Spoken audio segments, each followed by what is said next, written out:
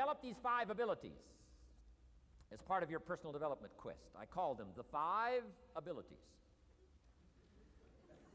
Here's the first one. Develop the ability to absorb, the ability to soak it up like you're doing today. Be like a sponge. Don't miss anything. And not just the words. It's true, don't miss the words, but don't miss the atmosphere. Don't miss the color. Don't miss the scenario. Don't miss what's going on. Most people are just trying to get through the day. Here's what I want you to be committed to do. Learn to get from the day. Don't just get through it, get from it. Learn from it. Let the day teach you. Join the University of Life. What a difference that'll make in your future. Commit yourself to learning. Commit yourself to absorbing. Be like a sponge. Get it. Don't miss it. I've got a personal friend of mine who's so gifted in this area. I think he has soaked up and remembers everything that's ever happened to him. He can tell you as a teenager where he was and what he did and what he said and what she said and how they felt and the color of the sky and what was going on that day. And the reason is because he gets it, he gets it, he gets it. I'm telling you, it's more exciting to have him go to Acapulco, come back and tell you about it, than it is to go yourself. He's unbelievable. He's got this extraordinary gift. And why is it? When he's there, he doesn't miss anything. Here's a good phrase for you to jot down. Wherever you are, be there. Be there to absorb it up. Be there to soak it up. Take a picture if you can, but take pictures of your mind. Let your soul and heart take pictures. Get it, capture it, absorb it. That's such an important ability to develop, the ability to get it, don't miss it. Don't be casual in getting it. Key phrase, casualness leads to casualties.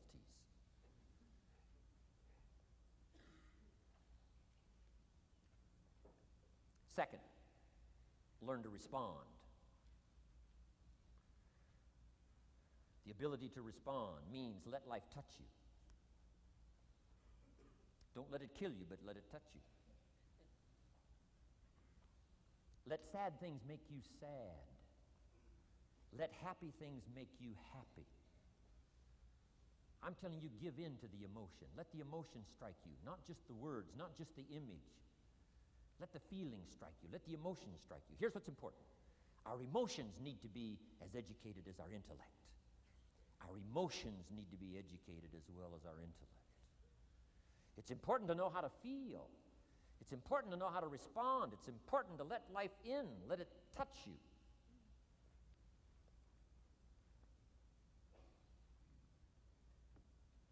I'm the greatest guy in the world to take to the movies. I get into a good movie. I want a good movie. Make me laugh, make me cry, scare me to death, teach me something. Take me high, take me low. Just don't leave me as I was when I came in. Touch me. Do something to me. Wow. I picked up the newspaper in Australia. The advertisement says, see Dr. Zhivago on the big screen. I said, my gosh, I got to go see it on the big screen. I'd seen it, 2 or 3 times before, but the big screen, I love the old theaters, right? The balconies and the chandeliers and the draperies and all this stuff, the big screen. So I go one more time, see Dr. Zhivago, and sure enough, I'm swept away one more time. Story of the Russian Revolution, Dr. Zhivago, and that whole scenario. I had always missed the importance of the ending of that movie until this time. The other times I missed it. I'm telling you, this time, I got it. Comrade General said, Tanya, how did you come to be lost? After he'd found her, right? Said, how did you come to be lost? And she said, well, I was just lost. He said, no, how did you come to be lost? She said, well, we were, the city was on fire when we were running to escape, and I was lost. He said, no, how did you come to be lost? And that's what she didn't want to say. He finally pressed her again, how did you come to be lost? And she said, well, while we were running through the city and it was on fire, my father let go of my hand, and I was lost. That's what she didn't want to say. Comrade General said, Tanya, that's what I've been trying to tell you. Komarovsky was not your real father. He was not. I'm telling you, I've been looking all over for you, and I think I found you. This man, my relative, Dr. Zhivago, the poet, I'm telling you, he was your father. And Comrade General said, Tanya, I promise you this, if this man, your real father, had been there, I promise you, he would never have let go of your hand. And I got it. This time I got it. The other times I'm eating popcorn waiting for the movie to finish. I mean, this time I got it. I got it. I'm asking you to get it. Absorb and respond. Maybe you heard the story about the evangelist here in Texas way back in the horse and buggy days. Used to put up his tent in, these various Texas towns and hold tent revivals. And he put up his tent, one of these towns, expected a big crowd to come and hear him preach. And he got there first night of the tent revival, and he walked inside the tent. It was empty. And he thought, something must be wrong. He waited till 8 o'clock. Nobody showed up. He waited till 8:15. Not a soul. Finally, 8:30. One lone cowboy wandered up on his horse, tied his horse up outside, came in, sat down on the front bench, big empty tent. So the preacher thought, well, at least I better go down and talk to the cowboy. So he goes down and talks to the cowboy, and he says, Cowboy, I don't know what to tell you. He said, I'm the preacher, and this tent was supposed to be full of people. And he said, something's gone wrong. I really don't know what to do. I'm embarrassed. And he said, I don't know what to do. And the cowboy said, well, I'm not a preacher. I'm just a cowboy, so I can't tell you what to do. But he said, I know this, if I went out to feed my cattle and only one showed up, I'd at least feed it. So the preacher said, hey, the cowboy is right. If you've got a message to share, if there's one person or 1,000, don't let your ego get in the way. You should do the best you can. So he got kind of inspired by this conversation with the cowboy, jumped up on the platform, started preaching as if the tent was full of people. And he was so inspired, he just kept going, went for an hour and 15 minutes, hour and a half. Finally, wound down and quit. Come down off the platform, talked to the cowboy again, said, well, cowboy, what did you think of my sermon? The cowboy said, well, I'm not a preacher, so I can't really tell. I'm just a cowboy. But he said, I know this, if I went out to feed my cattle and only one showed up, I'd feed it, but I wouldn't dump the whole load on it.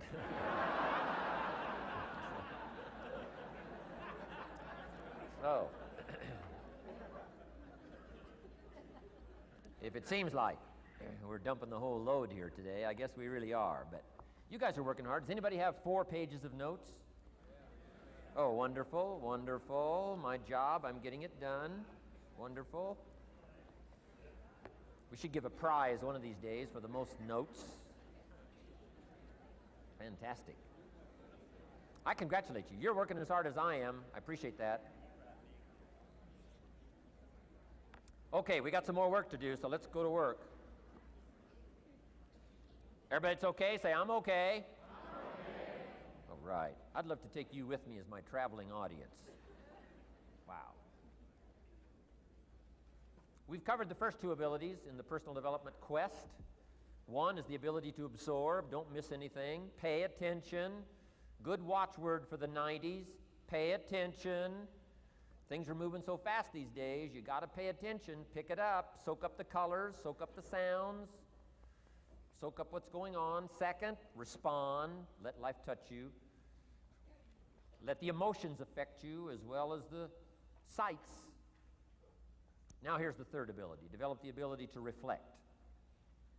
Reflect means go back over, study it again.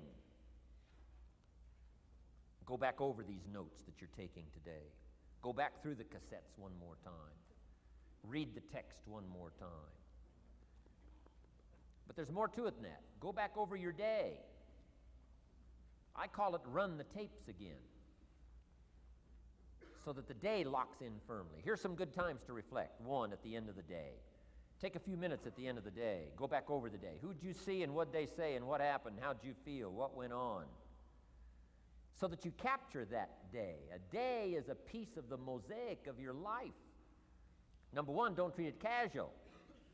Number two, get from the day. And then number three, go back over the day so that it locks in that experience, the knowledge, the sights, the sounds, the panorama, the color motion picture of the day. Just lock it in so that it will serve you for the future, having that day, not missing it. Next, take a few hours at the end of the week, called time to reflect.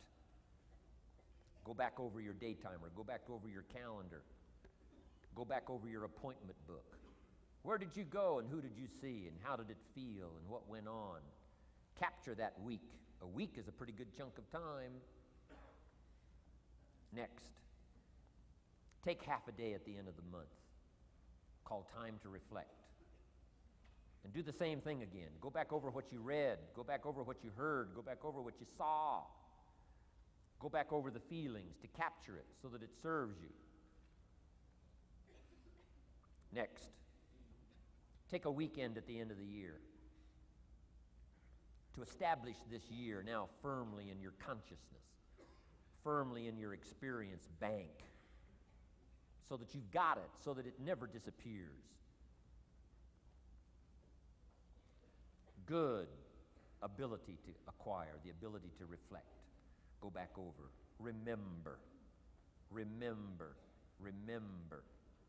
It's so valuable to be able to remember the thought, remember the idea, remember the experience, remember the occasion, remember the day, remember the weather, remember the emotion, remember the complexity, remember the highs, remember the lows. So valuable at the end of the day. Lock that day in. Lock the month in, lock the week in, lock the year in. Old Testament says a unique scenario unfolded according to the law, and that was they worked 9 years, and the 10th year was a sabbatical. The 10th year, work 9, take the 10th year, and not just to relax, not just to replenish, not maybe just to get physically in shape. Change of pace, we call it in the modern society, but not just for that. I'm sure that in ancient days, that sabbatical was to go over the last 9 years, what went right and what went wrong, and what worked well and what didn't work well.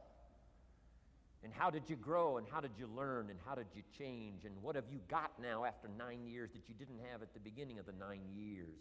See, that's so valuable, a sabbatical, some time. There's also something to be said for solitude when you reflect. Sometimes you can reflect with somebody. Husband and wife reflect on the past year, right? Parents reflect with their children on the past year. How did we do it, and how didn't we do it, and how could we improve? Colleagues can reflect with each other. But now here's one of the most important. You got to learn to reflect with yourself.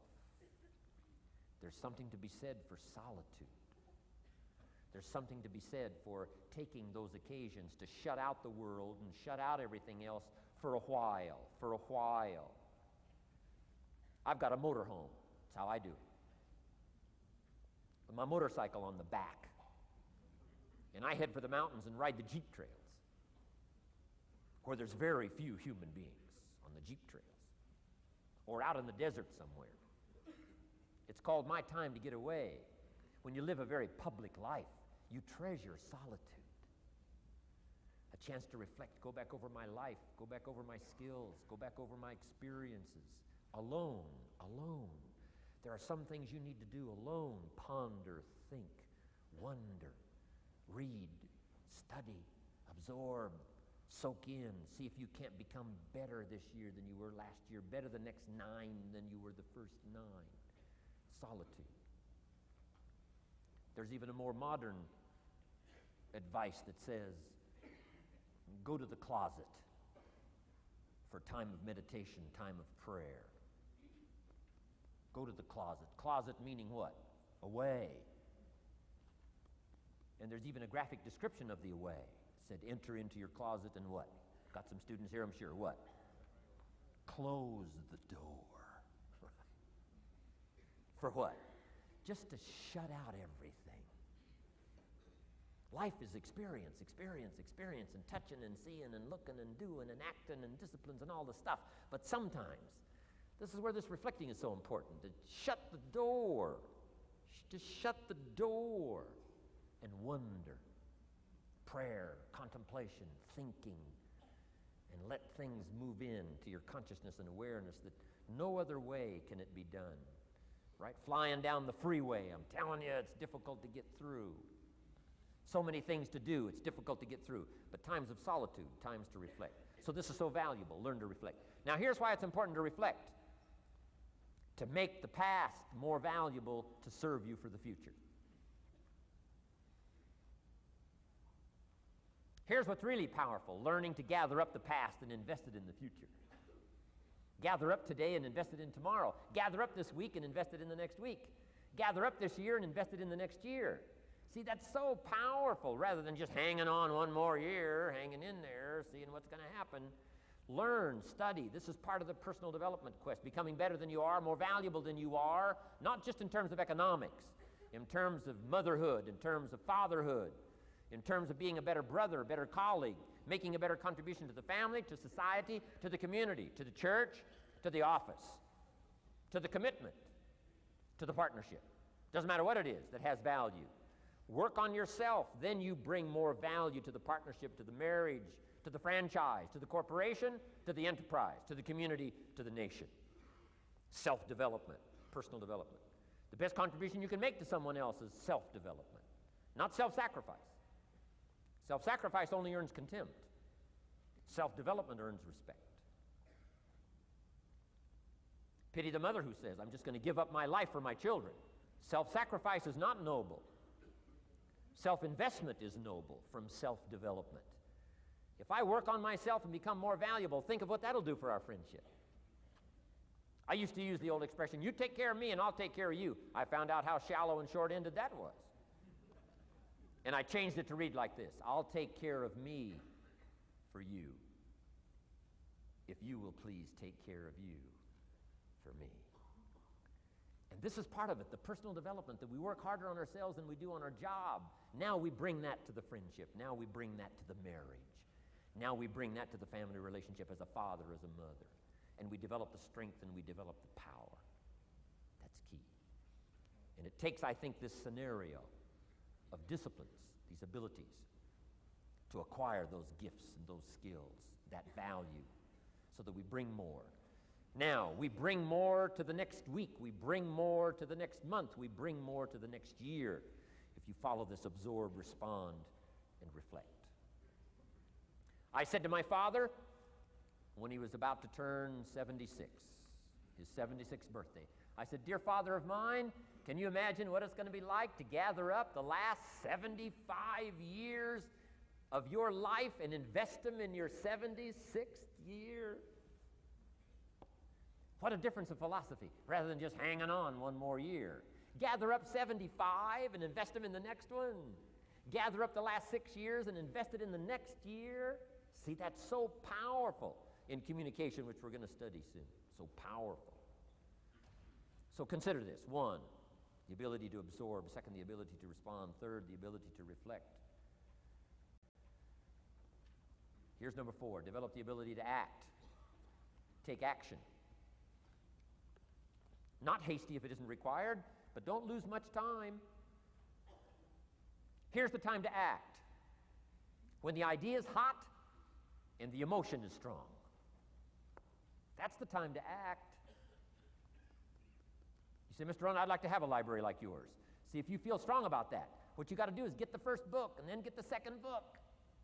Before the feeling passes and before the idea gets dim, action pronto, action immediate, action as soon as possible. Because if you don't, here's what happens. We call it the law of diminishing intent. We intend to when the idea strikes us. We intend to when the emotion is high. But now if you don't translate that into action fairly soon, now the intent starts to diminish.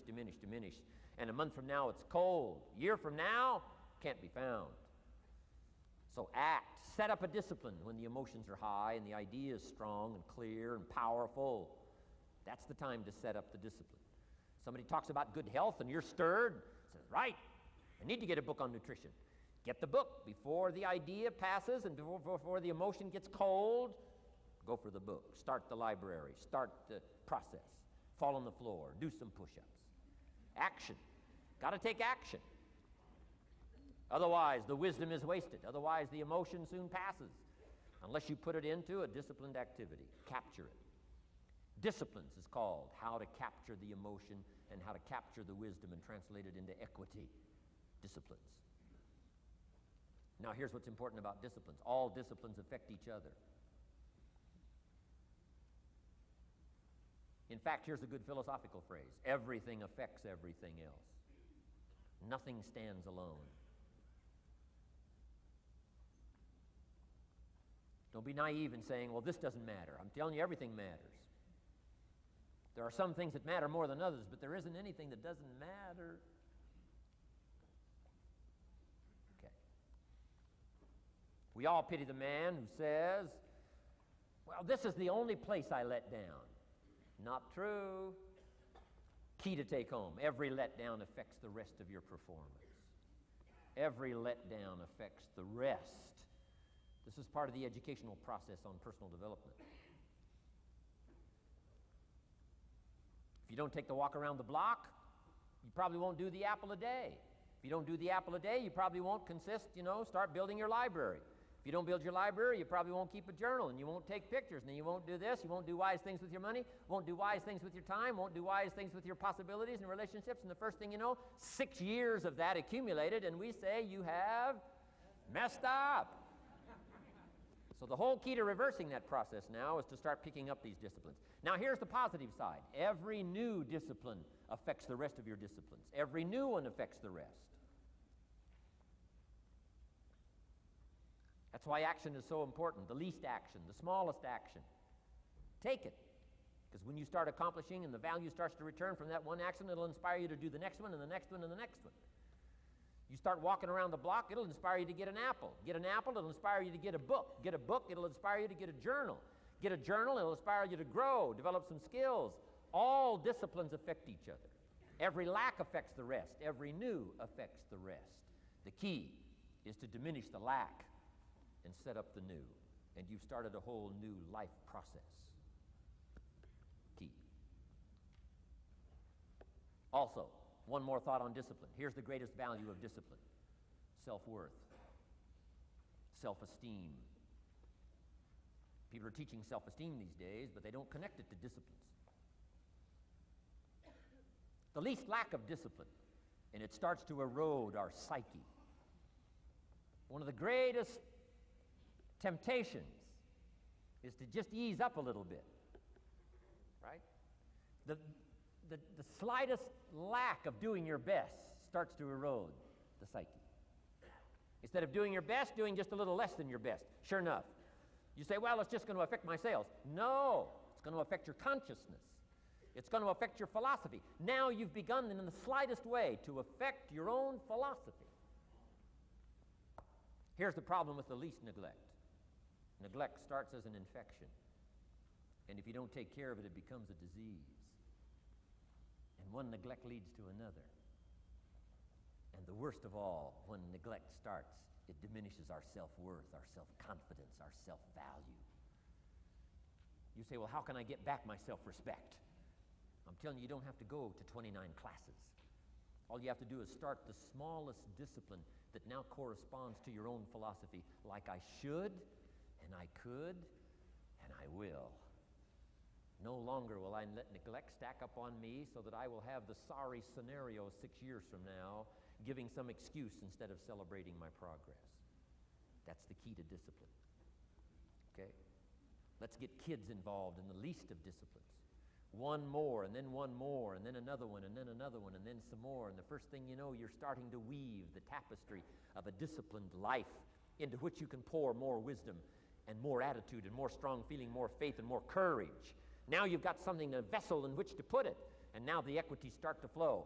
And the early return, I'm telling you, if you'll start this process, the early return will have you so excited, you'll commit yourself to this strategy for the rest of your life. You'll never go back to the old ways. Join a new crowd, join a new group. The disciplines to do it, take action. I recommended the last time I was here the little book, Richest Man in Babylon, and I said I've lectured now to over 3 million people in the last 33 years, and I've recommended this little book to almost all of them, I think. Guess how many have actually gone and got this little book? Answer, very few. My best guess is 10%. Such an easy thing to do. In that last seminar, right, I suggested this little book, number one, is easy to find. Number two, it's easy to buy. The most you can pay for it, $6, $7, $8. You can borrow that from your kids.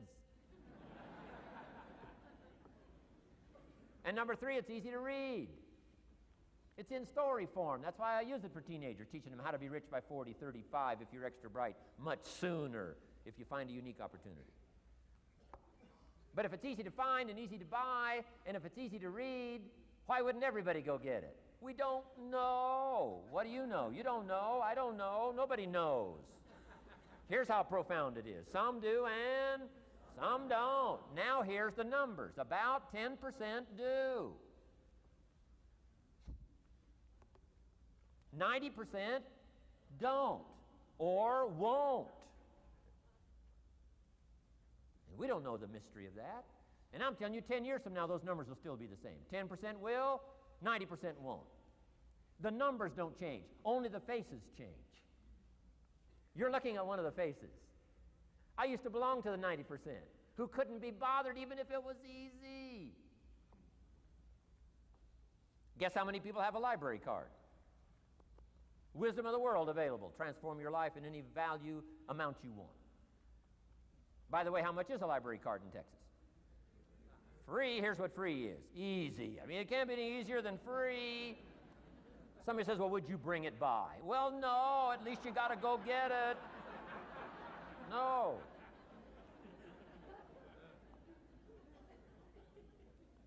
Wisdom of the world available. Transform your life spiritually, socially, personally, economically, and every other way.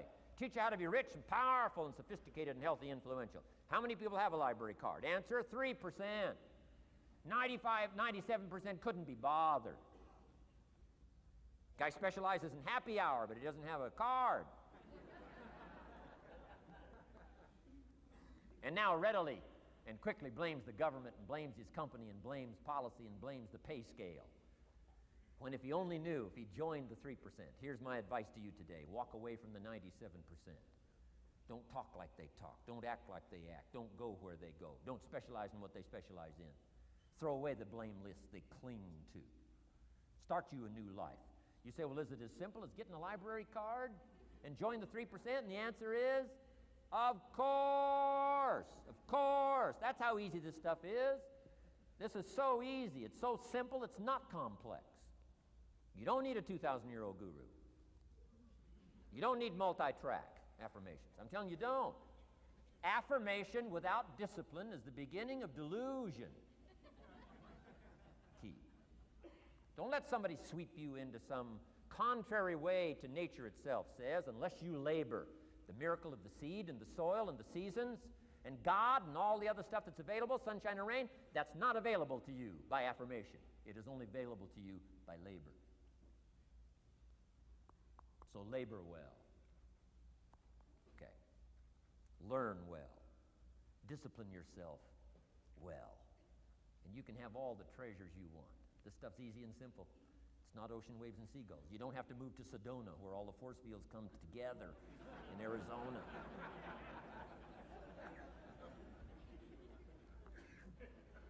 Let's teach our kids the simple ways to transform their health, number one. Their economics, number two. Their ability to communicate, number three. Their life and treasure and lifestyle, number four. Spirituality, number five. And the list goes on and on. Let's not leave out any of the least of disciplines that encourage us to do the next one, to do the next one, to do the next one. First thing you know, this whole scenario for you is spinning up instead of out of control on the negative side. This is all you got to do. It's as simple as this. It's as simple as a start, committing yourself to life change.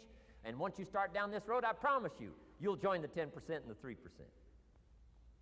We're going to talk financial independence in just a little while. Guess how many people can retire from the income of their own personal resources when it comes time to retire? Answer, 5%.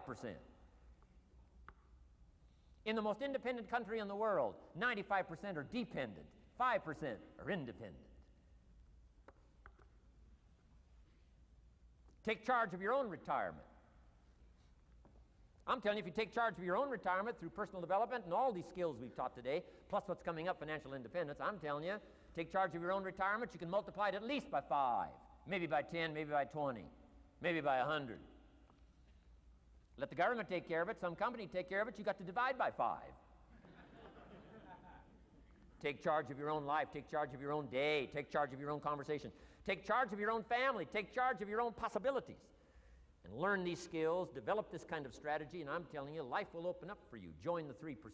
Join the 10%. Join the 5%. Walk away from the 95%. In our Leadership Weekend we teach, find out what poor people read and don't read it.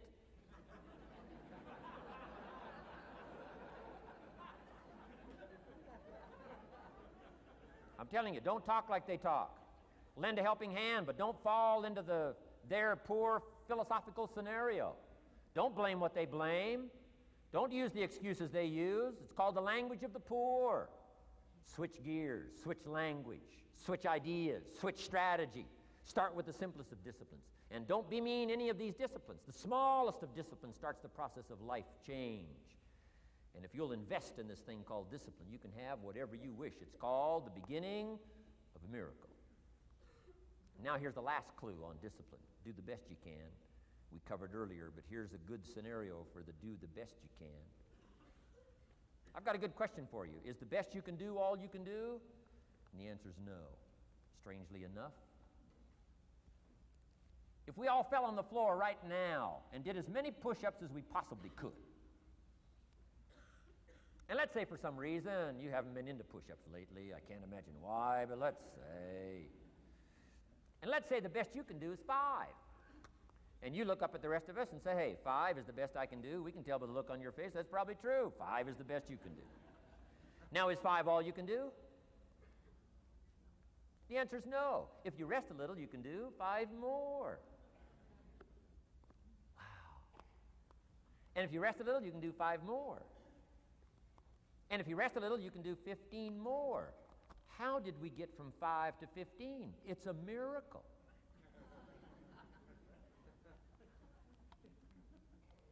And if you rest a little, you can do 15, rest a little, you can do 15, rest a little, you can do 20. How did you get from 5 to 20? It's a miracle. Did you know you can keep doing that?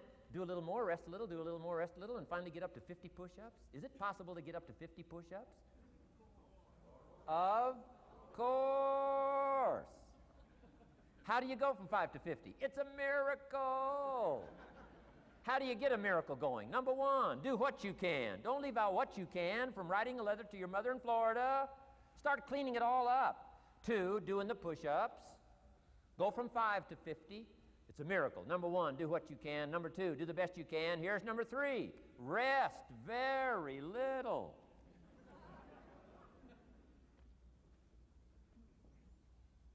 Don't rest too long. Why? The weeds take the garden. Kids have got that figured out. You can't rest too long. Here's the clue. Make rest a necessity, not an objective. The objective of life is not to rest. The objective of life is to act.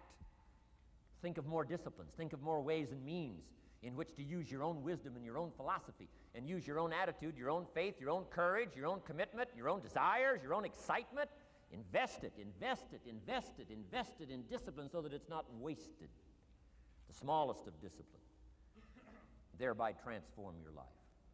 Join the 5%, join the 10%, join the 3%. Guess when I went and got this little book, Richest Man in Babylon? The same day I heard about it. I went and got it. Somebody says, well, Mr. Rohn, does that make you different than most other people? And the answer is yes. Somebody says, well, why is that? We don't know. We don't know. What do you know? You don't know. I don't know. None of us knows. Some do and some don't. The numbers don't change. Only the faces change. from those who get in on a seminar like this, listen to a dynamic sermon, read a book, listen to some cassettes, take seriously the next conversation of a friend who wants to level with you, and do something about it. And you can walk away from the 97%, not live there anymore.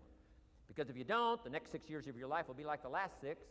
Mr. Shove said to me, Mr. Rohn, 6 years now you've been working. I'm telling you, the next 6 years of your life is going to be like the last 6, unless you take advantage and start making these personal changes. I made the changes, totally revolutionized my life. So take a look at the next 5 years of your life. It's going to be like the last 5, unless you change.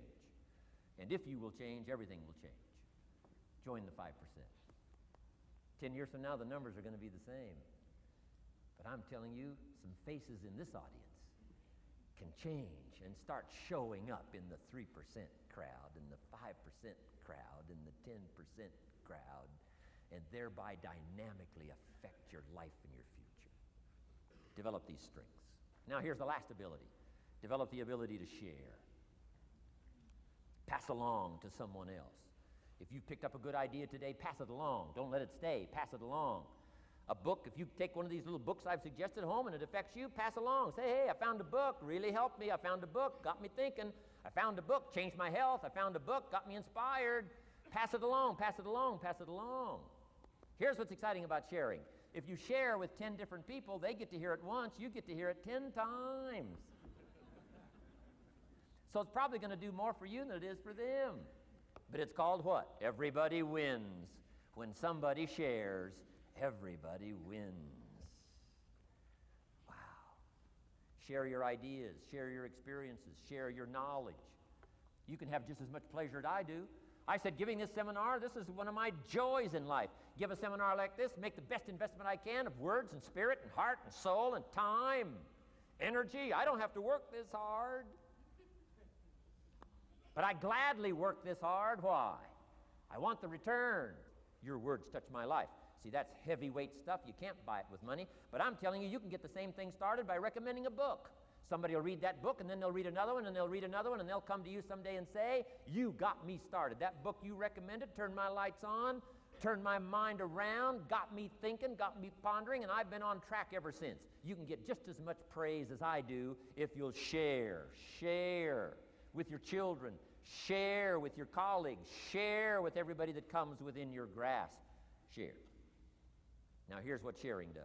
Not only helps you, helps the person you share with. Here's what else it does. Makes you bigger than you are.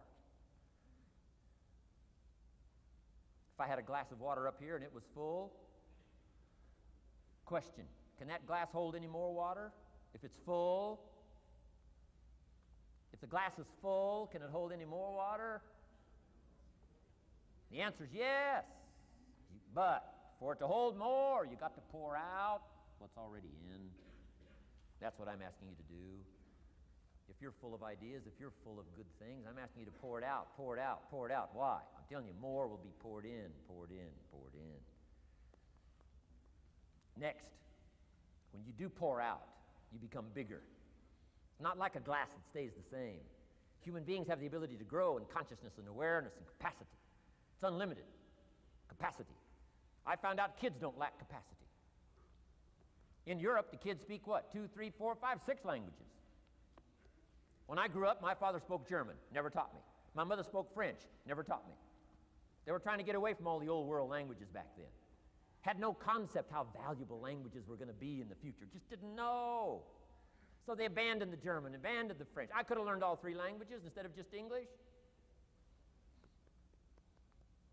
My girls went to school in Beverly Hills. They've turned that around. In first grade now in Beverly Hills school system, they offer 3 languages besides English. French and German, Spanish. Why? Because kids can learn 2 languages just as easy as 1. Question, how many languages can a child learn? Here's how many. As many as you'll take the time to teach them. They do not lack capacity. They only lack teachers. Wow. And I'm telling you the same thing is with you. You don't lack capacity. But here's how you expand your capacity. And that is to share what you've got. Now you get bigger. Share some more, and now you get bigger. I'm here for a very self-interest reason. If I share with you, my consciousness grows. If I share with you, I get to hear this again. Somebody asked me not long ago, said, Mr. Rohn, how are you doing with all this stuff? You get on everybody's case pretty hard. How are you doing with all this stuff you teach? I said, well, best I can share with you is this. Listen to me very carefully, but don't watch me too close. This stuff's easier to lecture on than it is to do. I understand that. I'm working on it just like you. But hey, pour out what you've got so that your capacity grows. Now, why should you want your capacity to grow? Very self-interest reason. Here it is. To hold more of the next experience.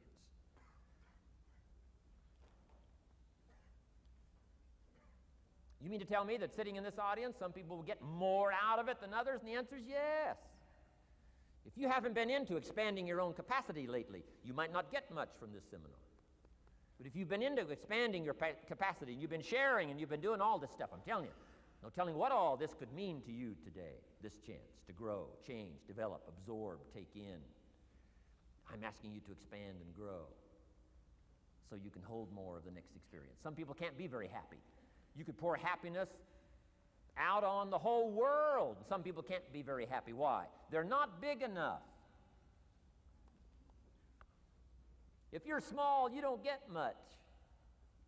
Small in comprehension, small in the ability to think and wonder, small in appreciation, no matter how much is poured out. Prosperity can be poured out on the whole country. Some people don't get much. Why? They're too small in their thinking, too small in their ability to share, have not expanded to their full capacity. Don't be like that. Now, some people aren't going to get much because they've got their cup turned upside down. You couldn't put anything in. Learn to share. It's a glorious, glorious experience. Okay, enough on personal development. Let's cover now setting goals. Let me show you something that turned me every way but loose. I've never been the same since I found out about it. Learning how to set goals.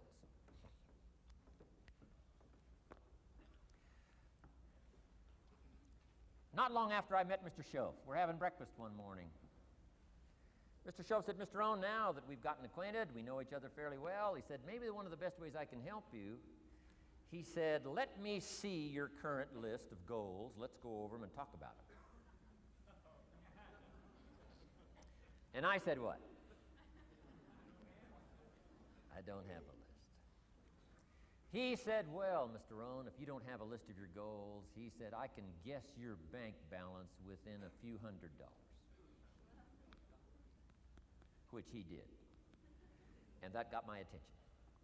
I said, you mean my bank balance would change if I had a list of goals? He said, drastically. So that day I became a student of setting goals. And I've used it to dynamically affect my life. I've taught it to some of my business colleagues. We use it to do business around the world. Setting goals. It can turn out to be a drama for your life. Here's what goals are. Your vision of the future. Your vision of the future. Now, there's two ways to face the future. One, with apprehension. Number two, with anticipation. Guess how most people face the future? With apprehension. Why? Major reason why. They don't have it well designed. They've left the design of their future to somebody else. And if you don't make plans of your own, guess what? You'll probably fall into someone else's plans. Guess what someone else may have planned for you? Not much. You got to make a list of this not much stuff. I'm telling you, people all their lives count on this not much list. If all of your negative relatives all turn positive, what will that do for your future? Not much. If prices come down a little, what will that do for your future? Not much. If the economy gets a little better, what will that do for your future? Not much. If circumstances get a little better, what will that do? Not much. If the weather gets a little better over the next few years, that'll do. Not much. I mean, you could go right down this whole scenario list. Most people all their lives, with their fingers crossed, count on this not much list. That's why 10 years from now, they'll be driving what they don't want to drive, living where they don't want to live, wearing what they don't want to wear, doing what they don't want to do, having what they don't want to have, maybe become what they didn't want to become. And it all starts by counting on something that's not going to count much. You say, well, then how can my life dramatically change? You got to count on yourself. And here's one of the things you got to count on: your ability to design the future. It's called the promise. And the promise of the future, if you'll design it well, can have an awesome effect on your life. But if you face the future with apprehension, you'll take hesitant steps all day, uncertain steps all day. And if you take uncertain steps all day for 6 years, you can imagine how empty your life can be. We've got to help our kids with the promise of the future. Now here's what's connected to the promise: the price. The price to pay. But I'm telling you, the price is easy if the promise is clear. One of the better notes to make for today. The price is easy if the promise is clear and powerful. But the price seems almost too much to pay, too much to get over, too much to accomplish if the promise isn't clear, if the promise isn't powerful. I'm telling you, kids will pay the disciplines if they can see the promise. One of our biggest challenges as parents in the 90s is to help our kids see the promise of the future. That's why I'm teaching financial independence, how to become wealthy and powerful and sophisticated and healthy and unique. All of the stuff kids would hope to go for. It's all possible. This is America. That's the promise of the future. The price: a few simple disciplines practiced every day. And I'm telling you, the kids will pay the price of the simple disciplines if they can see the promise of the future. But if they can't see, they don't want to pay. And the same is true of all of us. We will pay the most extraordinary disciplines if we can see the promise of the future, called setting goals. So I'm asking you to get a handle on the future. I'm asking you not to leave it to anyone else. Don't leave it to the company. Companies got their own goals. I'm asking you to set your own goals, your personal goals. Income goals and financial goals and health goals and spiritual goals. And where do you want to go and what do you want to do and what do you want to see and what do you want to be? That's it. Promise of the future. Design your own future. It's within your hands and your capacity to do so. Here's how simple now goal setting is. It's not mysterious. You don't have to anchor, you don't have to focus, you don't have to visualize. None of that stuff. Here's how simple goal setting is. Changed my life. Decide what you want and write it down. I mean, that's how profound this stuff is. Decide what you want and write it down. Make a list. Where do you want to go? What do you want to do? What do you want to see? What do you want to be? What do you want to have? What do you want to share? What projects would you like to support? What would you like to be known for? What skills would you like to learn? Some extraordinary things you'd like to do, ordinary things you'd like to do, right? Silly little things you'd like to do, very important things you'd like to do. Decide on all that stuff and write it down, write it down, write it down. That's how simple this stuff is. And it's your own private list. If it's really private, on your list, put some stuff in code where nobody can understand it if this list fell into unfriendly hands. And simple things, whatever. Foolish things, doesn't matter. It's your list.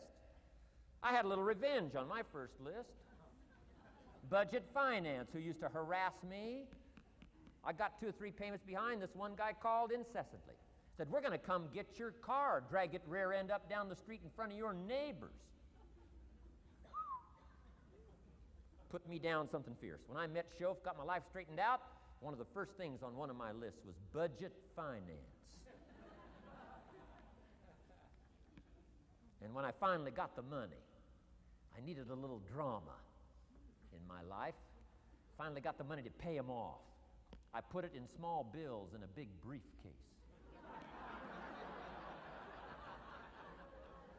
Walked into the budget finance office on Wilshire Boulevard in Los Angeles. The guy who harassed me so often, his desk was about 3 back. I opened the door, walked in, right up to his desk, stood right in front of him, never said a word. He said, well, what are you doing here? Didn't say a word. I opened up this briefcase, dumped this pile of money all over his desk. I said, count it. It's all there. I'll never be back. Turned around, walked out, slammed the door. Now that might not be noble, but you got to try it at least one time. Pay off with a little drama.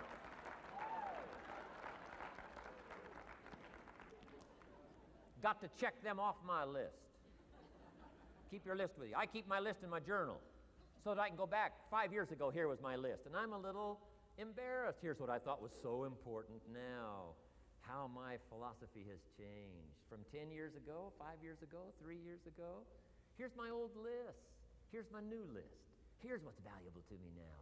Here's what I want my life to be now. Here's where I want to go, what I want to do, what I want to see. Keep your lists of goals so that it shows your growth, shows your ability to change and grow. Your philosophy grows and expands what's valuable. Setting goals. Doesn't matter how small, foolish it is. Put it on your list. My Japanese friend, Toro Ikeda, put on his first list, a Caucasian gardener. Good morning. Thought that was good.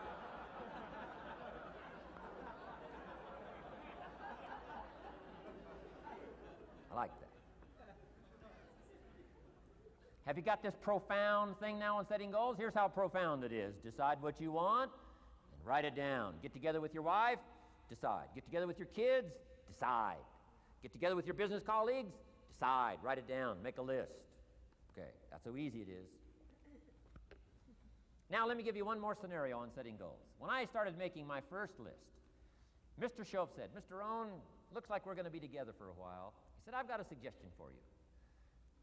He said, I think one of the first goals you ought to set, you're a 25-year-old American male. Sure, you've made some mistakes, but now you're on the road to better things. You got a family, worth it. Reasons makes the difference. And he said, you've got every reason to do this. He said, why don't you, among all the goals you're going to set, why don't you set a goal to become a millionaire? A millionaire. This is America. All the possibilities are available. Why don't you set a goal to become a millionaire? He said, it's got a nice ring to it. Millionaire. Enough zeros to impress your accountant? Millionaire. And he said, here's why. Now I thought, the man doesn't need to teach me why. I'm thinking, wouldn't it be great to have $1 million? He said, no, that's not it. Here's why. And I had one of the greatest lessons I ever learned, and I'm about to share it with you. This will be worth the price of being here today if you can capture what I'm about to share with you. Babysitter fees, whatever else you paid. Some of you missed some sales today to be here, so this is a costly day for you. But what I'm about to share with you changed my whole life. Here's what Mr. Shope said. Set a goal to become a millionaire. And he said, here's why. For what it will make of you to achieve it. And I got one of the greatest classes in one sentence I've ever received in my life. Set a goal that'll make you stretch that far. For what it will make of you to achieve it. What a brand new reason for setting goals. What an all-encompassing challenge to have a better vision of the future. What for? To see what it will make of you to achieve it. And here's why. The greatest value in life is not what you get. The greatest value in life is what you become. Major question to ask on the job is not, what am I getting here? That's not the major question. The major question to ask is, what am I becoming here? It's not what you get that makes you valuable. It's what you become that makes you valuable.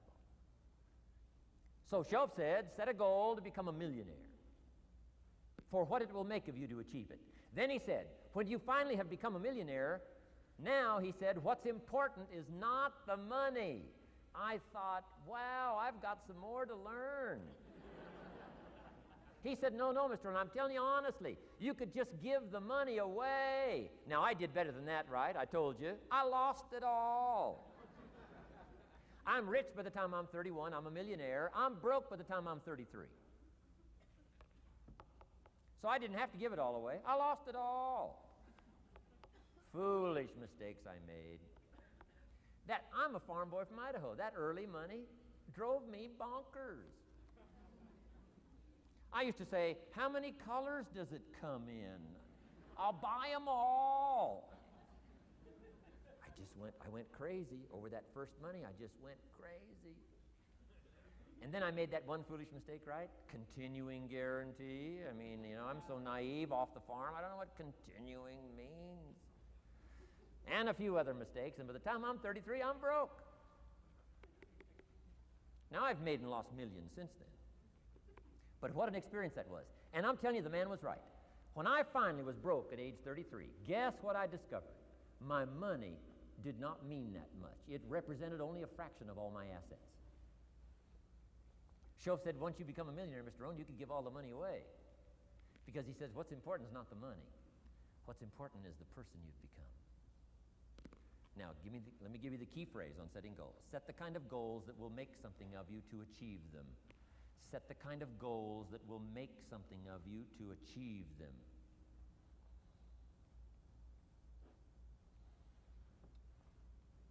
Always keep that in mind. What will this make of me?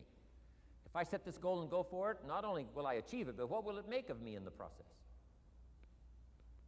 What a whole new concept on setting goals. Now, there's two parts to this, and then we're wrapping up goals. Here's the first part now on this goal setting for what you become. Number one, don't set your goals too low.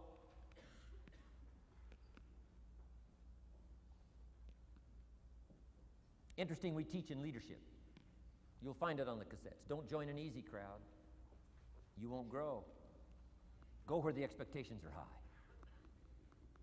Go where the demands are high. Go where the pressure's on to perform, to grow, to change, to develop, to read, to study, to develop skills. I belong to a small group. We do business around the world. You cannot believe the expectations at that level. What we expect of each other in terms of excellence, far beyond average. Why? So that we can each grow, so that we can receive from the group, we can contribute to the group. Something unprecedented. It's called living at the summit. Go where the demands are high. Go where the expectations are strong, so that it'll provoke you, push you, urgently insist that you not remain the same for the next couple of years, the next 5 years, that you'll grow and change. So don't set your goals too low. The guy says, well, I don't need much. Well, then you don't need to become much.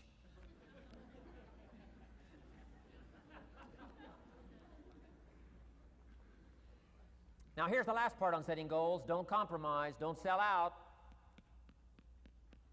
There were some things I went for back in those early years that I paid too big a price for. If I'd have known how much it was going to cost me, I never would have paid, but I didn't know.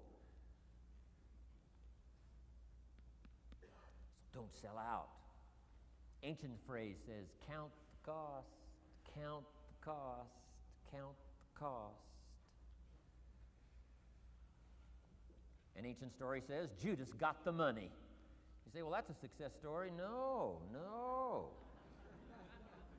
It's true, 30 pieces of silver in those days was a sizable fortune. You say, well, if a guy's got a fortune, right, that's a success story. No, you don't understand. His name was Judas. Doesn't that ring a bell? Judas. You say, oh, yes, Judas, the traitor. That's right, the traitor got the money. Doesn't that change the story? And the answer is, of course, it changes the story. Interestingly enough, after Judas gets the money from becoming a traitor, he's got the money in his hot little hand, and now he's unhappy. Somebody says, well, if you had a fortune, how could you be unhappy? Well, he wasn't unhappy with the money. He was unhappy with himself. Key phrase, the greatest source of unhappiness is self-unhappiness. The greatest source of unhappiness doesn't come from outside. The greatest source of unhappiness comes from inside. And here's where the erosion starts, doing a little less than you could. That's where the beginning little infection of unhappiness starts, doing a little less than you can, not feeling that good about yourself. So don't let that happen. Judas is unhappy. He says, what'll I do? He says, oh, I'll just take the money back. Walked in where he got the money and said, here, take this money, I'm unhappy. They said, heck with you, Judas. We got what we wanted, you got what you wanted, out. They threw him out with his money. Judas says, well, what'll I do now? He says, oh, clever. Should have thought of this first. I'll just throw the money away. And he proceeded to throw his fortune away. Why would he throw his fortune away? He was so unhappy with himself. And that's not even the end of the scenario. After he threw his fortune away, he couldn't change what he became, a traitor. And now, in total abject frustration, he goes out and hangs his worthless self, which all traitors should do, save the state the money.